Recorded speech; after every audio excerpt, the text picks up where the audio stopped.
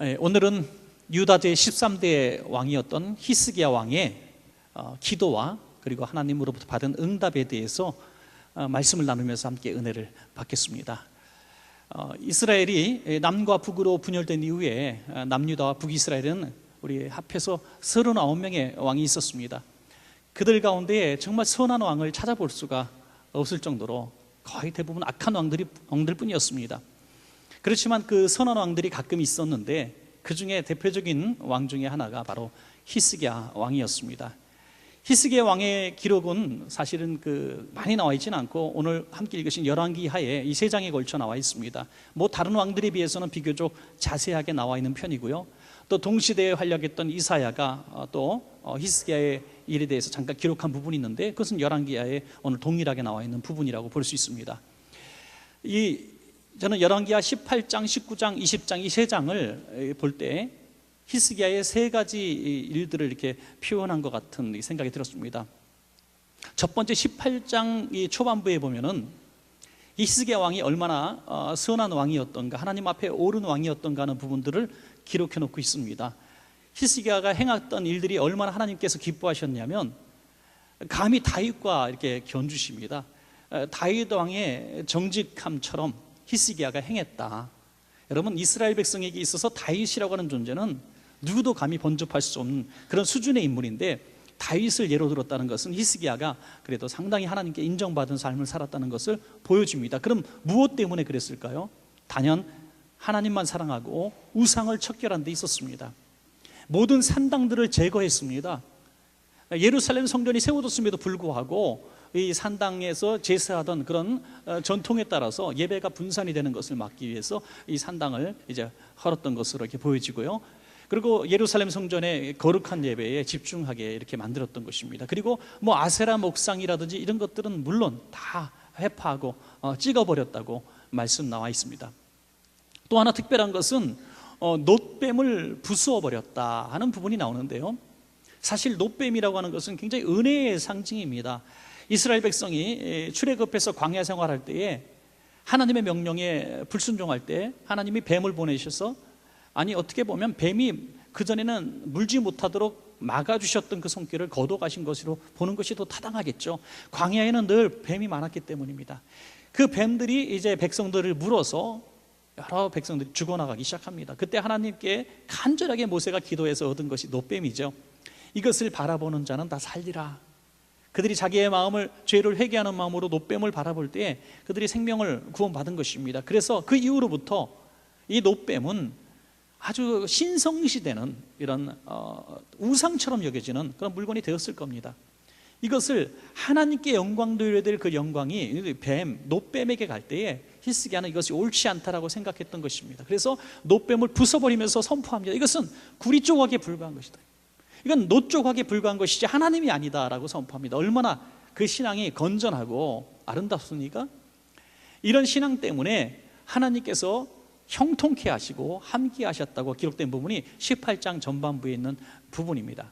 그리고 18장 후반부와 19장 그리고 20장에 걸쳐서 크게 2가지 사건을 기록해 놓고 있습니다.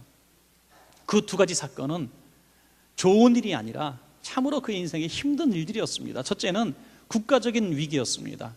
아스루가 이스라엘 백성을, 유다 백성을 포위를 하고 점점 조여오는, 또 공격하는, 하나님을 모독하고 또 유다 백성들을 모욕하고 히스기야를 저주하는 이런 메시지를 보냈을 때 그가 어떻게 기도했는가 하는 부분을 우리가 살펴보겠습니다. 그리고 하나님은 어떤 방식으로 응답하셨는가를 보는 것이죠. 그리고 20장에는 또 어떤 부분이 있냐면 개인적인 고난이 옵니다. 이제 나라가 평화를 찾고 이제 안정된 나라에서 정치를 하려고 하는데 갑작스럽게 그에게 질병이 다가온 것입니다. 그것도 고칠 수 있는 병이 아니라 하나님께서 직접 말씀하십니다. 이사야를 통해서 곧 너는 죽을 것이다. 이제 집을 정리하거라. 죽을 준비를 하라. 이런 청천벽력 같은 하나님의 음성을 듣게 되었을 때 히스기야는 기도했습니다. 이곳에 하나님의 어떤 뜻이 있으리라고 생각하고 부르짖어 기도하는데 그 기도의 내용이 어떠했는지 우리가 또 살펴보도록 하는 것입니다. 저는 오늘 이 2 부분을 말씀을 드리면서 함께 은혜를 나누고자 합니다. 하나님 앞에 우리가 지금까지 정말 순진하고 정직하게 살려고 몸부림친 분들이 많이 있을 겁니다. 그래도 예수 믿는 사람들은 믿지 않는 사람들보다 조금 더 하나님이 보신다는 생각 가운데 그래도 정직하고 경건하게 살려고 애쓰죠. 안 믿는 사람들이 그런 얘기들을 많이 합니다. 교회 나오기 전에는 매스컴이라든지 또 이런 데서 믿는 사람들, 교회가 행하는 부정적인 일들, 그런 것들에 너무 길들여져 있어서 교회를 나가면 큰일 날 것처럼 생각했다는 겁니다. 그런데 교회에 와서 보니까 너무나 사람들이 괜찮고 착하고 그래도 비교적 선한 사업들을 많이 하는 것을 보면서 너무나 매스컴이, 삐뚤어진 매스컴이 이렇게 정보를 자기에게 줬던가 참 후회스럽다는 이런 이야기를 하시는 분들이 참 많습니다. 그런데 이렇게 신실하게, 아니 심지어 다윗과 견줄 만큼 거룩한 삶, 정직한 삶을 살았던 히스기야에게도 그 히스기야에 대한 기록의 전체의 거의 4분의 3에 되는 부분들에서 온통 고난의 연속이었다는 겁니다. 여러분, 오늘 열왕기하 18장 7절을 보시면 이런 말씀이 있어요. 여호와께서 그와 함께 하심에 그가 어디로 가든지 형통하였더라. 너무나 귀한 말씀이죠. 그런데 이 말씀이 고난과 모든 염려를 다 극복한 20장 끄트머리에 있는 말씀이 아니라 바로 히스기야에 대한 모든 기록에 대한 초반부, 그것도 하나님 앞에 이렇게 훌륭한 삶을 살았습니다 라는 그 말씀 바로 직후에 있었던 말씀입니다. 자, 하나님이 함께 하시고 형통하였더라 하면 그 이후에 2장 반에 걸친 이런 사역들은 너무나 편안하고 백전백승하고 행복해야 되지 않겠습니까? 그런데 엄청난 고난들이 예비되어 있다는 거죠. 국가적인 재난과 개인의 죽을 병에 걸린 고통들이 준비되어 있었다는 것입니다. 그런데 그럼에도 불구하고 히스기야의 삶은 형통의 삶이라고 성경은 분명히 말씀하고 있는 것입니다. 그러면 우리가 형통이 뭔가 하는 거죠. 형통은 상황이 문제가 아니라 하나님이 나와 함께 하시는 것이 형통인 줄로 믿습니다. 여러분. 형통은 하나님이 나와 함께 하시는 거거든요. 사망의 음침한 골짜기로 다닐지라도 그러셨지 다니지 않게 하시겠다고 하지 않으셨습니다. 사망의 음침한 골짜기를 다닐지라도 함께 하시겠다는 약속이죠. 물과 불 가운데로 지나지 않게 하시겠다는 것이 아니라 물과 불 가운데로 지날 때에 내가 너와 함께 하리라. 함께 하시는 것이 형통의 보장이 되는 것입니다. 요셉의 생애가 그렇지 않습니까? 하나님이 어디로 가든지 형통케 하셨다라고 성경은 말씀하고 있지만 형님들의 손에 팔려서 애굽의 노예가 되고 억울한 누명 쓰고 감옥에도 들어가고 피눈물 흘리는 그 10대의 세월을 보내게 되지 않습니까? 그런데 성경은 여전히 말씀하십니다. 하나님이 요셉과 함께 하시니 그가 형통하였더라.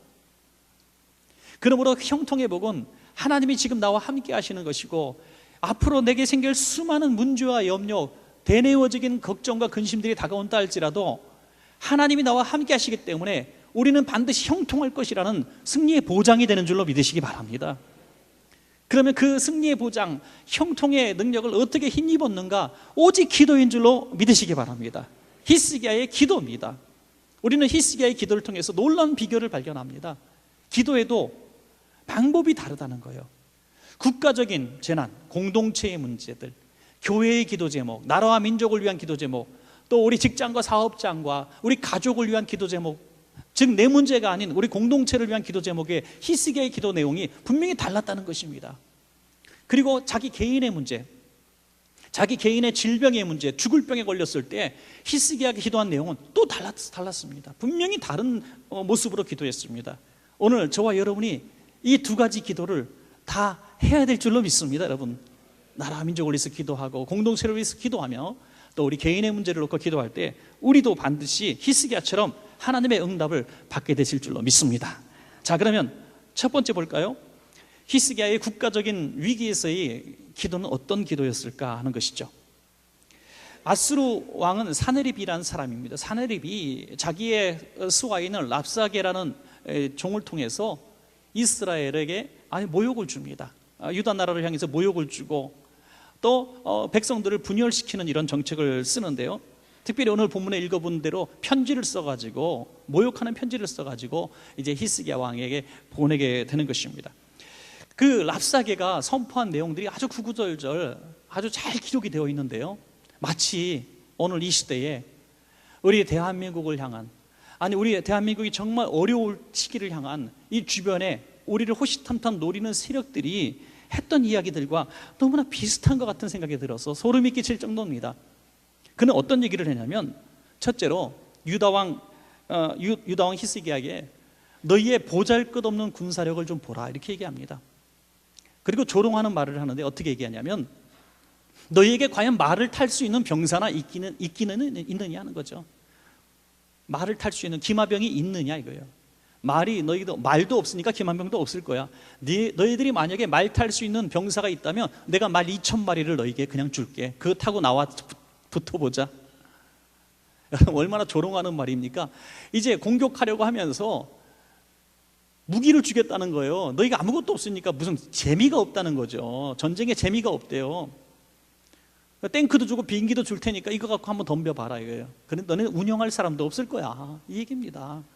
얼마나 조롱하는 말입니까? 여러분, 우리가 정말 6.25가 벌어졌을 때 67년 전의 이야기지만은 그들은 정말 강한 탱크와 중화기로 무장돼서 일순간에 쏟아져 내려올 때 우리 대한민국 국군의 그 무기 수준이라고 하는 것은 정말 기가 막힐 정도입니다, 여러분. 뭐 수레탄 들고 밑으로 탱크 밑으로 뛰어 들어갔다는 이런 얘기들은 뭐 영화를 통해서도 많이 보셨을 정도로 정말 형편없는 정말 무기를 가지고 그들과 싸울 수밖에 없었습니다. 그래서 그는 그렇게 얘기합니다. 우리는 다 전군이 갈 곳도 없이 작은 부대 하나만 보내도 너희 나라는 다 멸망당할 것이다 라고 얘기합니다. 그러면서 또 두 번째 정책을 쓰는데, 그 전략은 무엇이냐면 국론을 분열시키는 전략을 쓰는 것입니다. 유다 백성들을 서로 이간질시키고 서로 반목하게 만듭니다. 뭐라고 얘기하냐면, 우리가 너희를 포위했으니 너희는 들어오지도 나가지도 못했어. 곧 굶을 텐데 너희의 배설물을 먹게 되는 일들이 벌어질 것이다. 공포심을 줍니다. 그러나 지금이라도 너희가 항복한다면 우리가 너희에게 포도주도 줄 것이고 음식도 줄 것이고 땅도 주고 너희 생명도 지켜주겠다. 여러분, 거짓말이죠. 약속할 수 없는 이야기들을 하면서 국론을 분열시킵니다. 그러니까 많은 백성들이 야, 싸워도 질 거니까 우리 항복하자. 아니, 항복하면 우리 다 죽을 거야. 이렇게 나라가 어수선한데 히스기야만 바라보고 있습니다. 그런데 이렇게 또 얘기합니다. 너희가 히스기야 왕의 말을 믿지 마라. 하나님이 어디 있어? 히스기야가 말하는 그 하나님은 거짓 하나님이야. 그 하나님을 의지했다가 너희는 망할 거야. 우리 손에서 살아난 백성이 있는가 너희 한번 봐라 하면서 아수르가 강하게 이깁니다. 물론 아수르가 바로 우리 동족이었던 이스라엘을 멸망시킬 주범입니다. 이스라엘을 멸망시킨 주범이 이제 유다까지 멸망시키려고 덤벼드는 것입니다. 여러분, 이런 상황 가운데서 나라는 두둥강이가 나는 것입니다. 여러분, 정말 6.25가 지금 67년이 됐다고 하지만 지금 경험하신 분들이 지금 이 자리에도 많이 계실 겁니다. 1950년 6월 25일 새벽에 정말 남침을 해서 얼마나 많은 우리 국군이 또 우리 민간인이 죽음을 당했습니까? 정확한 통계는 조금씩 다르던데 한국군 전사자를 보니까 실종자를 포함해서 한 14만 명 정도 되고요. 어마어마하게 많은 숫자죠. 그리고 더 놀라운 것은 세계 각국에서 모인 유엔 연합군이 4만여 명이 사망을 했다는 겁니다. 뭐 실종 뭐 이런 거 빼고 얼마나 많은 병사가 이렇게 죽임을 당했는지 참 죄송하고 미안하고 고마울 뿐입니다. 그리고 민간인들이 얼마나 많이 죽었습니까? 민간인들 죽고 다친 사람 통틀어서 이렇게 6.25 전쟁을 통틀어서 볼 때 약 400만 명이 죽거나 장애를 입었다고 이렇게 이야기를 합니다. 전쟁은 이렇게 끔찍한 겁니다. 이런 끔찍한 전쟁을 앞에 둔 유다 백성들에게 바로 이 랍사게는 아수르 백성들은 이 분열 정책을 쓰는 거죠. 지금 이 대한민국이 얼마나 지금 혼란스럽고 분열되어 있습니까, 여러분? 어른과 젊은이가 반목하고 있고요. 회사 사장님과 직원들이 반목하고 있고 또 세대 차례 또 계층 간에 수많은 반목과 질투가 있어요. 심지어 가족끼리도 부모와 자식이 정치적인 견해가 너무 달라서 이제 쳐다도 보지 않고 친척들이 싸우고 교회 내에서도 정치에게 잘못했다가 큰일 나서 목사님이 머리둘 곳을 찾지 못하고 저는 그래서 정치 얘기를 웬만하면 안 하니까 함정을 피해가고 있습니다. 잘 요리조리. 하여튼 그러나 우리가 분명히 알 것은 6.25는 분명한 사실이고 그 전쟁이 오늘 또 일어나지 말라는 법이 없다는 것입니다. 지금까지 수많은 사람들이 전쟁의 공포과 두려움을 이용한 것은 사실인 것 같아요. 그래서 그것을 자기의 유익으로, 정치적인 유익으로 이것을 많이 사용했던 것도 사실인 것 같습니다. 그러나 분명한 것은 그렇다고 할지라도 전쟁의 위험이 없는 것은 아니라는 거예요. 여러분, 조금만 우리가 눈을 들어서 해외의 뉴스를 보고 또 잡지를 보고 또 해외에서 대한민국을 어떻게 바라보는가, 정치 상황들을 조금만 보면 한국의 매스컴들이 얼마나 낙관적이고 감춰진 거짓 매스컴인지 우리는 알 수가 있습니다. 지금 우리는 정말 위험한 상황 가운데 놓여 있는 것이 사실입니다. 우리 이러한 때에 어떻게 될 것인가? 너가 잘했냐 내가 잘했냐 싸울 때가 아니라는 것입니다. 히스기야처럼 기도할 때가 온 줄로 믿으시기 바랍니다. 우리는 믿을 우방을 특별히 생각할 필요가 없어요. 왜? 아수르가 그랬기 때문에. 여러분, 이 아수르라는 나라는 유다와 손을 잡고 이스라엘을 멸망시킨 나라입니다. 동맹국이에요. 그러나 그 동맹국이 이제 이스라엘을 점령하니 유다가 또 탐이 난 겁니다. 유다가 조공을 바치고 성전의 금까지도 다 긁어갖고 형님 대우를 해줬어요. 그러나 그거 갖고 만족하지 못하겠다는 겁니다. 여러분, 세상은 이렇게 힘의 논리에 의해서 좌지우지 되는 것입니다. 우리가 강해야 됩니다. 안보도 튼튼하고 군사력도 갖추고 국민이 하나가 되어야 될 줄로 믿습니다. 우리 교회들도 기도로 하나가 되어야 되는데 어떻게 해야 될 것인가? 우리 열왕기하 19장 1절을 보시겠습니다. 히스기야 왕이 듣고 그 옷을 찢고 굵은 배를 두르고 여호와의 전에 들어가서, 여러분, 국가적인 재난과 위기 앞에서 히스기야는 이렇게 기도했습니다. 자기 옷을 찢고 굵은 배옷을 입고 성전에 갔다. 얼마나 정확하게 말씀하는지 모릅니다. 여러분, 옷을 찢었다는 것은 내 힘으로 도저히 할 수 없는 상황을 만났습니다. 마음을 찢는 거예요. 여러분, 지금 이 상황은 우리가 뭐 으쌰으쌰해서 할 일이 아니에요. 핵폭탄 같은 거 하나 떨어지면 야, 우리가 어떻게 하겠습니까, 여러분? 우리가 감당할 수 있는 수준의 전쟁이 아니에요.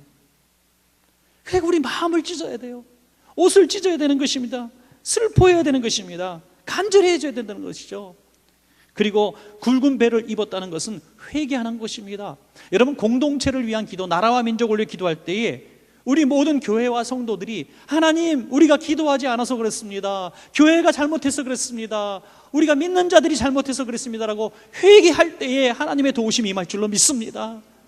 지금 tonton 누구 때문이래요? 누구 잡아가두고 누구 죽이고 이걸로 나라가 회복되는 게 아닙니다. 우리 모든 백성들이 내 죄입니다, 나의 잘못입니다라고 회개하면서 나아올 때에, 하나님의 전에 나아갈 때에 이 나라가 희망이 있는 것입니다. 여러분, 얼마 전에 우리가 6.25 앞두고 통곡기도회를 했죠. 우리 북한 동포들을 위해서 통곡기도하고 또 여러분들이 귀한 헌금도 많이 드려서 우리가 북한에 있는 탈북자들 또 이렇게 빼내는 그런 일들에 또 도움도 드렸습니다만은, 제가 그 기도할 때 우리 성도님들이 기도하는 모습을 이렇게 봤어요. 저는 절대로 기도할 때 눈 뜨고 남 보지 말라고 하지만 저는 목사니까 가끔 괜찮아요. 어쨌든 이렇게 여러분들 기도하는 모습을 봤는데 제가 너무 감동을 받았어요. 어떤 면에서 그랬냐면, 북한 동포를 위해서, 나라와 민족을 위해서 전쟁을 막아달라는 그런 기도를 할 때에 이거는 실감 나는 기도가 아니거든요. 67년 동안 전쟁이 없었어요. 전쟁을 경험하지 못한 세대들이에요. 그런데 얼마나 간절한지요. 한 번도 보지 못했던 북한 땅의 백성들을 위해서 기도하는데 절규하면서 눈물을 흘리는 성도들을 바라볼 때 저분이 북한에 친척이 있나? 그런 생각이 들 정도로, 탈북자 아니야? 이런 생각이 들 정도로 너무 간절하고 진솔하게 기도하더라고요. 제가 그 마음을 보면서 이거는 하나님이 하시는 일이다. 하나님이 그 마음속에 우리 북한 동포를 향한, 평화 통일을 향한 그 갈망하는 마음, 간절한 마음을, 히스기야 같은 마음을 주셨기 때문인 줄로 저는 믿습니다. 여러분, 이 기도가 있는 한 대한민국은 절대로 망하지 않습니다. 여러분, 우리나라가 어떤 나라입니까? 여러분, 정말 수만 가지 문제가 있고, 어떤 분은 그런 얘기를 해요. 안 망하는 게 이상한 나라다. 안 망하는 게, 전쟁이 안 일어나는 것도 희한하다. 여러분, 그렇게 얘기하는 것은 뭔가 보이지 않는 손이 우리를 막고 있다는 생각하지 않습니까? 전쟁은 하나님의 손에 있는 줄로 믿습니다. 여러분, 열왕기하 19장 16절 보면 그 기도의 내용이 나와 있습니다. 여호와여 귀를 기울여 들으소서. 여호와여 눈을 떠서 보시옵소서. 사내립이 살아계신 하나님을 비방하러 보낸 말을 들으시옵소서. 하나님, 귀가 있으시면 좀 들으시고요, 눈이 있으시면 좀 보십시오. 이 말은 뭡니까? 불신의 말이 아니라 하나님 다 보셨지 않습니까? 하나님 다 아시지 않습니까? 하나님의 도움이 없으면 안 됩니다. 도와주세요. 열왕기하 19장 19절에 보면 또 이렇게 기도합니다. 우리 하나님 여호와여, 원하건대 이제 우리를 그의 손에서 구원하옵소서. 그리하시면 천하 만국이 주 여호와가 홀로 하나님이신 줄 알리이다 하니라. 여러분, 히스기야의 당당한 기도가 참 부럽습니다. 하나님, 우리가 승리하면 하나님이 되심이 드러나지 않습니까? 이겁니다. 여러분, 대한민국이 세계 열강을 누르고 가장 높은 데 위치에 쓰고 성공적인 나라가 되면 하나님이 영광 받습니까? 여러분, 그렇게 되기를 기도해야 될 줄로 믿습니다. 가만히 생각해 보니까 그래도 하나님이 이 나라를 지켜주시는 그 이유들이 조금은 있더라고요. 억지로 우리가 만들어 보는 거예요. 만들어 봐야 돼요. 하나님이 우리나라를 지켜주실 이유를 우리가 찾아야 되는 것입니다. 가만히 생각해 보니까 그런 게 몇 가지 있더라고요. 정말 제일 짧은 기간에 선교를 늦게 받은 나라가 가장 빠른 성장과 가장 건전한 기독교의 정착을 이룬 나라가 대한민국입니다. 여러분, 얼마나 귀한 일입니까? 길거리 가다 보면 왜 교회가 이렇게 많어, 십자가가 너무 많어, 이렇게 절대로 여러분 함부로 얘기하지 마시기 바랍니다. 그게 하나님의 은혜이지 않고 무엇입니까? 여러분, 이 하나님의 은혜로 알아야 되는 것입니다. 그리고 미국을 제외한 단일 국가로서 제일 선교사를 많이 파송한 2위 국가입니다. 인구 대비론 단연 1등. 미국과 비교해서 10몇 배 차이가 난다 그래요. 단연 1등 인구 대비. 여러분, 이렇게 많은 선교사를 보낸 나라입니다. 그리고 세계대전 이후에 전 세계의 구호 물품을 받아먹던 나라 중에서 다시 구호 물품을 보내는 나라는 우리 대한민국이 유일한 나라라는 사실을 믿으시기 바랍니다. 여전히 받고 있어요. 다른 나라들은. 우리나라만 원조를 받지 않고 보내는 나라가 되었습니다. 자, 이쯤 되면 하나님, 대한민국 살아야 되지 않겠습니까? 라고 기도할 필요가 있는 것입니다. 하나님, 대한민국 살려주세요. 다시 전쟁을 막아주시고 이 나라를 부흥시켜 주세요. 그래서 다시 전 세계의 선교사를 1등으로 보내는 나라 되게 하시고, 전 세계의 기아와 또 기근에 허덕이는 저 아프리카, 저 흥황아시아 오지의 백성들을, 먹여 살리는 물자들을 파송하고, 우리의 대한민국 훌륭한 젊은 인재들, 의사들을 보내고 사업가들을 보내서 같이 잘 먹고 살고 이 지구촌을 섬기는 이 대한민국이 되게 해주십시오. 이렇게 기도해야 되지 않겠습니까? 그래서 하나님이 대한민국을 통해서 영광 받으실 때에 히스기야의 기도가 우리의 기도가 될 수가 있는 것입니다. 자, 열왕기하 19장 20절에 주님이 어떻게 말씀하시는가 하는 것을 볼 수 있습니다. 아모스의 아들 이사야가 히스기야에게 보내 이르되, 이스라엘 하나님 여호와의 말씀이 내가 아스루 왕 사네립 때문에 내게 기도하는 것을 내가 들었노라. 열왕기하 19장 35절에 이 밤에 여호와의 사자가 나와서 아스루 진영에서 군사 18만 5천 명을 친지라. 아침에 일찍 일어나 보니 다 성장이 되었더라. 아멘. 하나님께서 기도하는 것을 들었노라. 하나님이 들으셨으니 하나님이 일하시기 시작하는 줄로 믿습니다. 여러분, 우리가 기도가 하나님께 상달되는 것이 그렇게 중요하다는 것입니다. 여러분, 우리 기도가 하나님이 들으실 기도가 되어야 되는 것입니다. 우리 믿음으로 기도할 때 하나님, 제 기도를 들으신 줄로 믿습니다, 하나님 보신 줄로 믿습니다는 확신 가운데 기도하면 하나님, 내가 들었다, 내가 보았다, 이렇게 말씀하시고 개입하실 줄로 그렇게 믿습니다. 이 나라 민족을 위해서, 또 가정을 위해서, 이런 공동체의 기도 제목이 있을 때 바로 우리는 이렇게 기도해야 됩니다. 주님, 제 죄 때문입니다.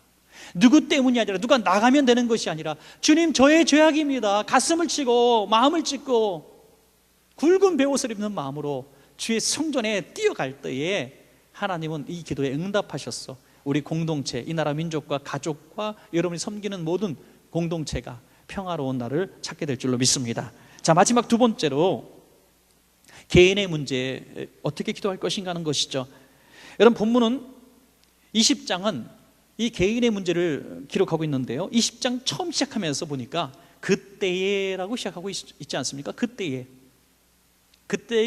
어느 때입니까? 이 히스기야가 죽을 병에 걸렸던 그때가 언제냐면 바로 그렇게 오랫동안 유다를 끈질기게 괴롭혔던 이 왕이 이제 죽임을 당하는, 그것도 아수르 왕이 어이없게도 아들들의 손에 의해서 죽임을 당하는 이런 상황입니다.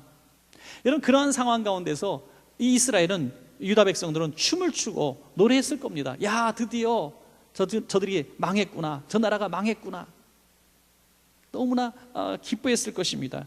그러나 그 기뻐한 그 순간에 바로 히스기야에게 죽을 병이 걸렸다는 소식이 전해지게 되는 것입니다. 참 히스기야도 고난이 많은 인생인 것 같아요. 큰 거 하나 치르고 나니까 이제 또 엄청난 개인의 재앙이 다가오는 것입니다. 하나님께서 말씀하셨어요. 죽을 준비를 하라. 다른 어떤 주치의가 얘기한 것이 아니라 하나님께서 선지자를 통해서 죽을 거야, 죽을 준비해. 우리는 이럴 때 헷갈리는 거예요. 하나님의 뜻이면 순종해야 되죠. 자, 하나님이 너 죽을 거야 했으니, 하나님 그러면 어떻게 내가 죽을 준비를 해야 될까요? 내게 남겨진 시간들이 얼마나 있을까요? 최선 다해서 살아야 되겠죠? 뭐 이렇게 하면서 마음을 추스리고 살아야 되는 겁니까? 물론 하나님께서 생명을 주관자 되시기 때문에 하나님께서 너 죽을 거야 하면 우린 죽습니다. 그런데 모든 상황이 동일하지는 않다는 겁니다. 왜? 히스기야는 하나님이 널 죽을 거야 라고, 너는 집을 정리하라는 음성을 들었음에도 불구하고 그는 하나님 앞에 생명 연장을 시켜달라고 부르짖어 기도하고 있기 때문입니다. 여러분, 그래서 우리는 어떠한 문제를, 개인적인 문제를 만났을 때 하나님의 뜻이 있겠지, 뭐 내가 뭐 무슨 일을 할 수 있어, 이렇게 얘기하는 게 믿음이 아니라는 것을 아시기 바랍니다. 믿음은 뭐냐? 어떤 상황에 있어든지 하나님은 선하신 하나님이신 것을 인정하시기 바랍니다. 하나님 우리에게 근심 주시기 위해서, 고난 주시기 위해서 재미있게 우리를 고통받게 하시는 하나님이 아니라는 것입니다. 수많은 고난의 이유들을 보면 고난이 올 때 고난과 형통을, 곤고를 병행해서 주시는 하나님의 섭리에 의하면 고난을 유익하게 하시려고 주신다고 말씀하고 있습니다. 그 유익이 뭡니까? 고난으로 말미암아 기도하게 하시고 하나님과의 관계를 회복하게 하시려는 하나님의 계획이 있는 것입니다. 히스기야는 그것을 바라본 거예요. 그래서 어떻게 기도합니까? 열왕기하 20장 2절부터 3절까지 나와 있습니다. 히스기야가 낯을 벽으로 향하고 여호와께 기도하여 이르되, 여호와여 구하노니 내가 진실과 전심으로 주 앞에 행하며 주께서 보시기에 선하게 행한 것을 기억하옵소서 하고 히스기야가 심히 통곡하더라. 이전에 히스기야의 모습과 달랐습니다. 여러분, 분명히 국가적인 재난을 만났을 때 히스기야는 왕으로서 본분을 다한다고 했는지 모르겠지만은 수많은 정치적인, 외교적인 정책을 펼칩니다. 그래서 아수르 편에 들려고 아수르에게 아부도 하고 조공도 바치고, 심지어 왕궁과 성전의 벽의 기둥까지, 금까지 긁어내 갖고 바칩니다. 어떻게 해서든지 형님 나라로 섬깁니다. 그랬던 그가 이제 점점 재어오는 이 아수르 포위망을 뚫을 수 없다고 생각했을 때 비로소 성전에 간 것입니다. 뒤늦게 가서 다행이었지만 말이죠. 그러나 이제 자기의 개인적인 문제를 만났을 때 그는 그런 경험이 있었기 때문에 바로 어디로 갑니까? 바로 주님 앞으로 기도의 자리로 나아간 줄로 믿습니다. 여러분, 그 증거가 뭐냐면 히스기야가 얼굴을 벽으로 향하고 기도했다는 것에서 드러나는 것입니다. 벽이 뭡니까? 다른 데 보지 않겠다는 겁니다. 나는 벽을 만났다는 겁니다. 누구도 이 문제를 해결할 수 없다는 것입니다. 여러분, 벽과 같은 문제를 우리가 가끔 만납니다. 벽과 같은 문제, 이거는 전후좌우 누구를 불러서도 해결할 문제가 아닙니다. 이것은 내 문제고 내 힘으로도 안 되는 문제입니다. 그럴 때 여러분, 벽을 향하시기 바랍니다. 벽을 향한다 그러니까 오늘부터 어느 벽을 찾을까, 좋은 벽 찾아가고, 그런 뜻이 아닙니다. 이거는 어떤 의미의 문제죠. 하나님, 저는 벽을 만났습니다. 하나님, 저는 땅끝 절벽까지 왔습니다. 제 문제를 해결할 수 있는 모든 사람이 없습니다. 오직 하나님밖에 희망이 없기 때문에 제가 벽에 머리를 댑니다. 그런 태도로 하나님 앞에 기도할 때 역사가 일어납니다. 여러분, 작은 병에서 치료받기가 쉽습니까? 큰 병에서 치료받기가 쉽습니까? 저는 이렇게 생각합니다. 큰 병이 더 낫기 쉽다. 왜? 작은 병에는 하나님 의지하는 마음보다 우리는 의술을 의지하고 또 내 어떤 면역성을 의지하고 낫겠지 하는 마음으로 살아갑니다. 그럼 그 병이 더 오래 갈 수도 있어요. 그러나 큰 병일수록 하나님, 이 문제는 하나님밖에 해결할 수 없습니다라는 전심의 믿음을 가지고 나갈 때 하나님이 역사하시기 때문에 더 빨리 저는 나을 줄로 믿습니다. 여러분, 이 자세로 우리가 기도하지 않기 때문이죠. 하나님밖에 희망이 없습니다라는 기도하지 않기 때문입니다. 아직도 뭘 해볼 게 있겠지, 뭐 방법이 있겠지, 그래도 누군가 뭐 좋은 방법이 있겠지 하면서 여기저기 많이, 여러분, 그 의술을 찾지 않는 것이 아니라, 찾지만은, 치료는 그렇게 하지만은 고치시는 분은, 생명의 주관자는 하나님이신 것을 믿고 기도하시기 바랍니다. 그럼 분명히 역사가 나타날 것입니다. 여러분, 또한 그의 기도의 내용을 보면요, 참 우리가 부러운 부분이 있습니다. 우리가 여기 3절 부분에 보면 다시 반복됩니다만은, 여호와여 구하오니 내가 진실과 전심으로 주 앞에 행하며 주께서 보시기에 선하게 행한 것을 기억하옵소서 하고 통곡했다고 말씀하고 있습니다. 하나님, 저 하나님 앞에 열심히 잘 살지 않았습니까? 제가 하나님 앞에 얼마나 정직하게 살았습니까? 하나님 분명히 말씀하셨잖아요. 다윗과 같이 견줄 만큼 정직하게 행했다고 말씀하지 않으셨습니까? 제가 산당을 부수느라고 목숨 걸었습니다. 우상을 파괴하느라고 목숨 걸었습니다. 노뱀을 파괴할 땐 우리 백성들도 저에게 돌을 던지려고 했습니다. 그러나 하나님만 영광되기 위해서 제가 이 목숨 걸고 종교개혁하지 않았습니까? 하나님 앞에 당당하게 얘기하는 것입니다. 사랑하는 여러분, 우리가 하나님 앞에 큰 문제를 가지고 나갈 때에 이 문제가 해결되어야만 한다고 하는, 내가 병이 나서 더 살아야 한다고 하는 그 이유에 대해서 히스기야처럼 당당하게 말할 수 있는 우리가 되기를 간절히 축원합니다. 여러분, 열심히 살았다고 되는 게 아니거든요. 세상적인 기준으로 좀 유명해지고 성공적으로 부자가 되었기 때문에, 많은 학식이 생겼기 때문에 하나님 저 더 살아야 될 이유가 있습니다라고 말할 수 있는 자격이 없다는 거예요. 이 문제 해결해야 될 이유가 하나님께 없다는 겁니다. 우리가 하나님 앞에 어떤 문제를 가지고 나갈 때, 하나님 저 살아야 될 이유가 있는 거 아시죠? 하나님, 제가 살아야 선한 일들이 계속 이어지고요, 제가 살아야 제 손을 통해서 구제받고 선교하고 또 교회가 돌아가고 이런 모든 일들이 제 손에 의해서 되는 일들이 많은 거 아시죠? 하나님, 저 조금 더 사명 감당할 기회를 주십시오 라고 기도할 때 그 기도가 하나님이 기뻐하시는 기도가 될 줄로 믿습니다. 여러분, 참 힘든 말씀을 저는 드리고 있는 거예요. 지금 죽으려고 병에 걸리고 지금 큰 문제 앞에 두고 있는 사람, 오직 살려달라고, 오직 살아야 되겠다고, 이 문제 해결되게 되겠다고 막 열심으로 우리는 기도해야 되겠지만, 그럴 이유에 대해서, 그런 정당한 이유에 대해서 하나님 앞에 말할 수 있는 사람이 이 땅에 과연 몇 명이나 있을까 하는 것이죠. 우리 원천가족 모두는 어떠한 문제든지, 하나님 저 살아야 됩니다, 저 사명 감당해야 됩니다, 하나님 제가 해야 될 일이 있습니다 라고 말할 수 있기를 바랍니다. 여러분, 이것은 사명에 관한 문제예요. 하나님은 저와 여러분 모두에게 사명을 주셨습니다. 이 사명을 감당할 때 오늘 히스기야 같은 기도를 할 수가 있습니다. 사명이 뭡니까? 하나님이 제 마음에 주신 뜨거운 마음이에요. 여러분 마음에 주신 뜨거운 마음입니다. 그 뜨거운 마음, 하나님이 주신 마음들, 물질이 없어서 또 시간이 없어서 아직은 내가 은퇴한 다음에 하려고 하고 환경이 되면 하려고 했던 그 많은 일들 때문에 하지 못했다면, 지금 하나님 앞에 그 문제를 가지고 나갈 자격이 우리에게 없는 것입니다. 오늘 우리가 매일매일의 삶을 통해서 규모가 작고 크기가 작다 할지라도 주님 주신 사명을 어떻게 해서든지 내가 감당하려고 한 부분 하고 있다면, 어떤 문제를 만나도 하나님 저에게 기회를 좀 더 주세요, 하나님 저 살아야 될 이유가 있습니다, 하나님 제가 이 직장에서 승진해야 될 이유가 있고 이 사업에서 성공해야 될 이유가 있고 제가 건강해야 될 이유가 있지 않습니까? 하고 하나님 앞에 기도할 수 있는 당당함이 있는 것입니다. 그러면서도 생명의 주관자 되신 분은 하나님이시기 때문에 그는 어떻게 기도합니까? 통곡의 기도를 했다. 통곡의. 여러분, 할 수 없을 때 우는, 여자의 가장 강한 무기는 핵폭탄이 아니라 눈물이에요. 눈물. 여자들은 참 희한해요. 자기가 잘못하면 더 많이 울어요. 그래가지고 동정심을 유발하고, 그래서 다 바뀌어요. 예. 여러분, 교통사고, 접촉사고 여러분이 내셨으면 먼저 우시기 바랍니다. 하여튼 뭐 그러면 다 웬만하면 봐주더라고요.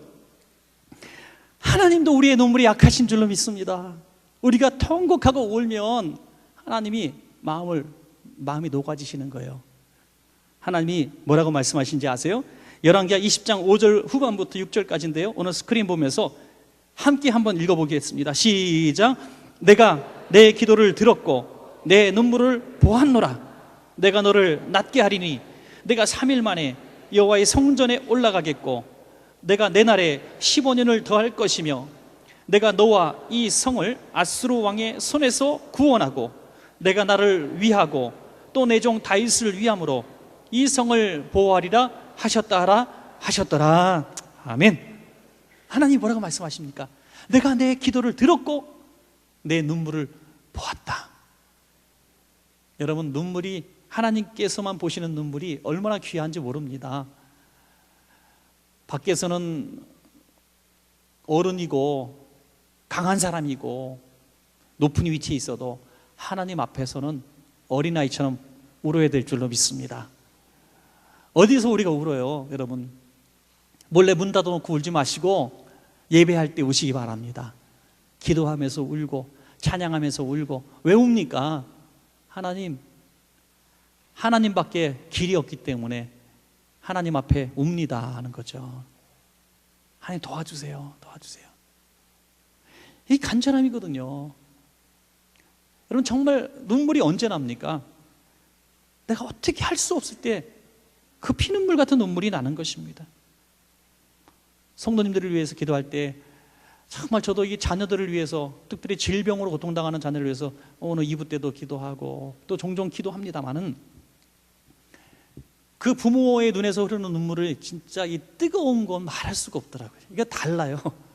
그냥 흘리는 눈물이 이 온도가 다른 것 같아요. 오늘 2부 때 예배 끝나고 이제 김동진 목사님도 미국에 지금 LA로 바로 가셨는데 아버님이 갑자기 돌아가셔가지고 이제 병이 있으셨지만 가서 기도해 드리는데 얼마나 우는지, 2년 동안 얼굴도 못 본 아버님이 이제 돌아가셔서 미국에 가시는데 참 안 됐더라고요. 마음이 아파요. 그 흘리는 눈물, 이 부모와 자식 간에 흘리는 눈물들, 이런 눈물들 어떻게 우리가 할 수 있는 게 아니에요. 그래서 저는 이렇게 기도할 수밖에 없어요. 하나님, 우리 목사님 마음을 좀 아프지 않게 해주십시오. 아프지 않게. 여러분, 우리 자녀를 위해서 기도할 때, 질병을 놓고 기도할 때, 이건 어떻게 인간적으로 고칠 수 없는 질병이 다가왔을 때, 10번, 20번 수술 받아도 해결될 수 없는 문제를 만났을 때, 여러분 포기하지 마십시오. 하나님 앞에 우십시오. 하나님밖에 길이 없습니다. 이 우는 거예요. 통곡하는 거예요. 세상 사람 뭐 나를 어떻게 볼까? 그거 뭘 쳐다보십니까? 죽고 사는 문제가 여기 있는데 하나님은 분명히 길이 되시는데 왜 이것을 선택하지 않습니까? 왜 도전하지 않습니까? 세상적으로 이 약을 쓰면 낫다는 이 이유가 하나가 우리가 정보가 들려지면 저 아마존 땅끝까지 우리가 가서 그 약을 구해오지 않겠습니까? 하나님은 살아계신 분이고 죽은 자를 살리시고 병든 자를 고치신다는 사실을 우리가 믿을 때, 믿음이 내게 왔을 때 왜 기도하지 않습니까? 여러분, 눈물 흘리며 통곡하며 기도하셔서 히스기야 같은 응답, 기적의 주인공 되시기를 축원합니다. 야고보서 5장 14절에 너희 중에 누구 병든 자가 있느냐? 그는 교회의 장로들을 청할 것이요 그들은 주의 이름으로 기름을 바르며 그를 위하여 기도할지니라. 아멘. 말씀을 맺겠습니다. 우리는 살아가면서 아무리 성실하게 살고 아무리 믿음 생활 잘하고 다 칭찬 듣는 인생을 산다 할지라도, 다윗과 같은 삶을 산다 할지라도 우리 인생엔 고난이 있습니다. 그것은 크게 국가적인 고난, 공동체의 고난, 가족의 고통이 우리에게 있을 수 있습니다. 두 번째는 우리 개인의 질병과 우리의 신상의 고통들이 있을 수 있습니다. 억울한 일들과 고난과 질병과 또 아픔들이 있을 수 있습니다. 정신적인 고통들이 있을 수 있습니다. 그 기도의 방법이 다르지 않습니까? 공동체를 위해 기도할 때는 내 죄인 것처럼 기도하시기 바랍니다. 핑계대면 해결되지 않습니다. 정죄하면, 비판하면 이 문제는 점점 미궁으로 빠져드는 것입니다. 그 문제를 끌어안으십시오. 온유한 모세처럼 이 백성의 죄를, 내 죄를 끌어안으십시오. 이 민족의 죄악들을, 정말 이 땅에 정말 이 더러운 문화와 정말 동성애의 문제와 이런 모든 이슬람 세력의 문제, 또 우리가 각종 더러운 음란한 문화들과 이런 정말 청소년들의 문제, 이 기가 막힌 아픔들, 문제들이 너무나 많이 우리 앞에 있는데 이걸 주님 제 죄입니다, 정치가의 죄도 아니고 누구의 죄도 아니고 기도하지 않은 우리의 죄입니다라고 우리가 끌어안는 이 자세가 히스기야의 기도고, 하나님은 그 기도를 들으시고 이 나라를 회복시켜 주실 것입니다. 우리 개개인의 문제도 우리가 통곡하면서 하나님, 제가 살아야 될 이유가 있지 않습니까? 저 사명 감당해야 됩니다. 제게 기회를 주십시오 하는 그런 성실한 마음으로 주님 앞에 통곡하며 기도할 때 생명 연장의 축복을 우리가 받는 것입니다. 이 복이 우리 성도님들 모두와 가정에게 있기를 간절히 축원합니다. 우리 다 같이 오늘 찬양 1절만 한번 부르시고요, 우리가 공동체 기도와 개인의 기도 두 가지를 놓고 같이 한번 기도하도록 하겠습니다. 히스기야처럼 기도하겠습니다. 세상 일에 실패했어도 너는 절망하지 말라. 내가 너를 도우리라. 다시 일어서게 하리라. 질병으로 고통당해도 나는 두려워 말라. 내가 너를 도우리라. 다시 일어서게 하리라. 나를 버린 자들도 내가 사랑하더니 하늘 너희를 그냥 둘러보냐. 나는 너와 함께하리. 너의 하나님 되리니 이런 오른손으로 붙들리라.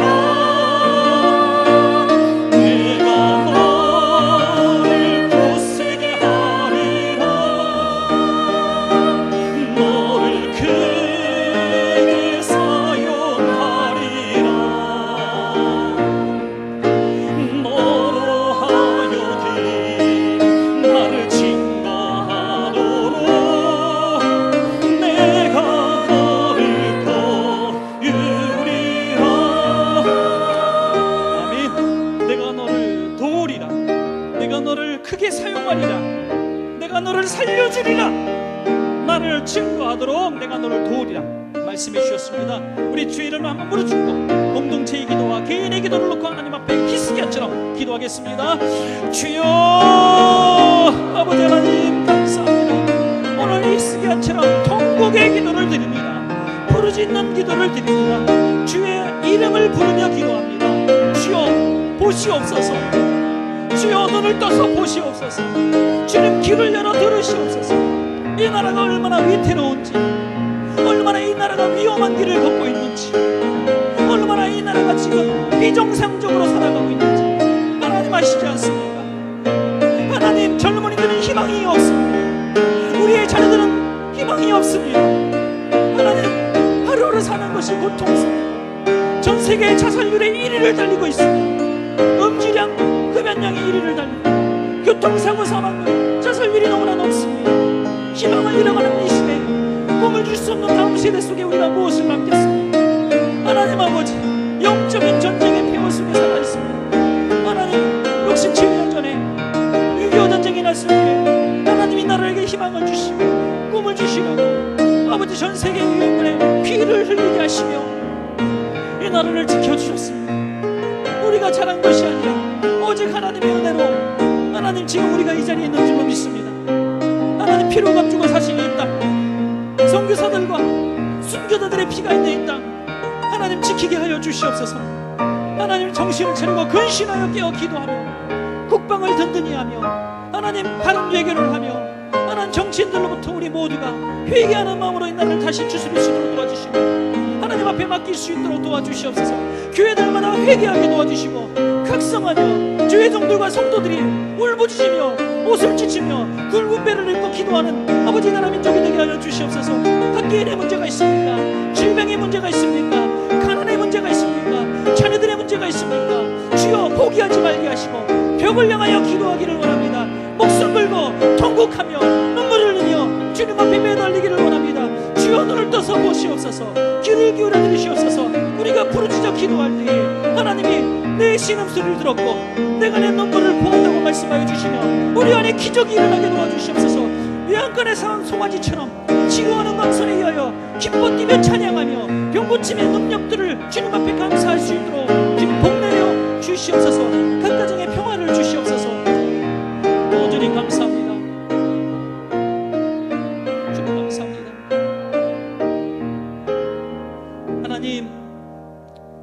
나라 민족을 주님 긍휼히 여겨 주시옵소서. 정말 우리가 눈을 떠서 바라볼 때 참 위험한 길을 걷고 있습니다. 하나님 도와주시옵소서. 이 백성들은 지금도 무엇이 무엇인지 깨닫지 못하며 아직도 국론이 분열될 가운데 이 안에서 다툼만 일삼고 있습니다. 세계 열강 호시탐탐 우리나라를 바라보며 곧 망할 나라처럼 바라보고 있습니다. 하나님 이 나라 살려주시옵소서. 우리 성도들의 눈물의 기도 들으시고 다시 정결케 하여 주옵소서. 이 나라 회개하게 하여 주시고 교회와 성도들이 목회자들이 먼저 가슴을 치며 회개케 하여 주시옵소서. 하나님 우리 공동체를 살려주시옵소서. 교회들을 살려주시고 가정들을 살려주시고 우리 죽어가는 기업들도 살려주시옵소서. 하나님 나라 영광을 위해서 했던 일들을 기억하시사 추억하시사 다시 기회를 주시옵소서. 각 개인의 문제가 있습니다. 특별히 질병으로 고통당하는 가족을 둔 성도의 피눈물 나는 아픔이 있습니다. 하나님 세상적으로 희망이 없다고 말할 때 우리는 절망할 수밖에 없습니다. 오늘 절망하지 말라고 하신 말씀에 의지하여 하나님 통곡하며 기도하오니 가족들의 피눈물을 보시고 믿음의 기도를 들으시고 하나님 다 안 된다고 하지만 살려주시옵소서. 하나님 15년 연장시켜 주신 것처럼 우리 가족의 생명도 보존하여 주셔서 하나님 다시 일할 기회를 주시고 다시 사명 감당할 수 있는 은혜를 허락하여 주시옵소서. 우리에게 기적이 끊어지지 않게 하시고 하나님께 영광 돌리는 성도가 계속 있게 하여 주시옵소서. 우리의 눈물을 보시고 우리의 신음소리를 들으시는 주님, 우리 성도님들의 몰래 흘린 이 눈물을 보시고 속에서 울려나는 이 가슴 깊이 피어나는 이 신음소리를 주님 들으시옵소서. 응답해 주옵소서. 예수님 이름으로 축복하며 기도하옵나이다. 아멘.